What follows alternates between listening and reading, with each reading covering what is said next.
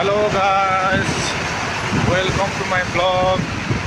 आज चाहिँ काम जाँदैछु मर्निङको टाइम, हाई गर्दै अल्छी लाग्दै होइन। अब मर्निङ टाइममा यस्तै हुन्छ क्या, काम जब छुट्टी हुन्छ नि अझै अलि रमाइलो हुन्छ। काम जानु परेपछि चाहिँ नरमाइलो हुन्छ क्या। बिहान उठ्यो मुख धुन नभए दौडिनु पर्छ। के गर्ने, गाह्रो छ हौ मलाई। के गर्ने, अलार्म राखेको हुन्छु बिहान काम जानुलाई ढिला हुन्छ भनेर। अलार्म बस्नुभन्दा 1 घन्टा अगाडि नै बिउजिन्छ। काम फेरि टाइममै पुग्नुपर्छ। काममा टाइममा पुगेन भने फेरि सिधै नेपाल हो नि त, फेरि विदेश हो। विदेशमा त टाइम टु टाइम चल्नुपर्छ। अब फेरि हरियोपट्टि बलियो दौडिनु पर्यो नि। गाह्रो छ फेरि विदेशमा।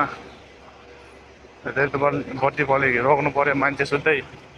नेपालमा भए पो तैँछार मैछार, न सिस्टम छ न के छ। राजनीतिक चलेहरूले बिगार्यो देश होइन। अनि काममा सर आयो टाइम टु टाइम, अनि टक्क टाइममै छुट्टी हुन्छ। घर फर्किँदा आनन्द चिल पाराको मजा आउँछ क्या। काममा जाँदा चाहिँ अलिकति नरमाइलो किन हुन्छ भने नि, बिहान उठ्यो काम जानुपर्छ होइन। सुत्ने टाइममा उठ्नुपर्छ।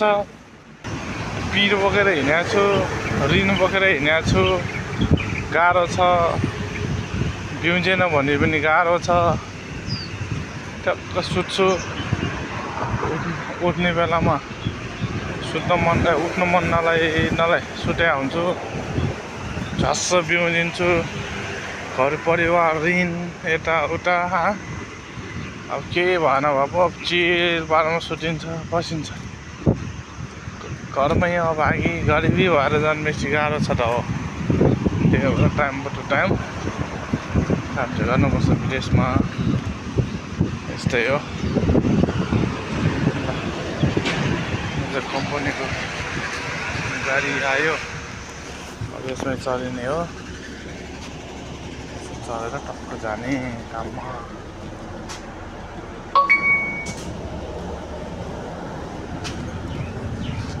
That's it.